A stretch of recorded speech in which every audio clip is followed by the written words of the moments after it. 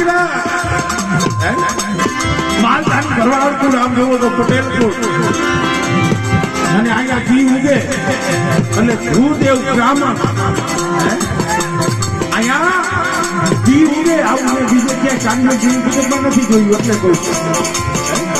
અહીંયા ઘી ઉગે અને ભૂદેવ બ્રાહ્મણના દીકરા ભલા મારી સુપર વાળીને આજ્ઞા કરતા હોય એનું નામ કહેતા હોય આનાથી બીજું ધર્મ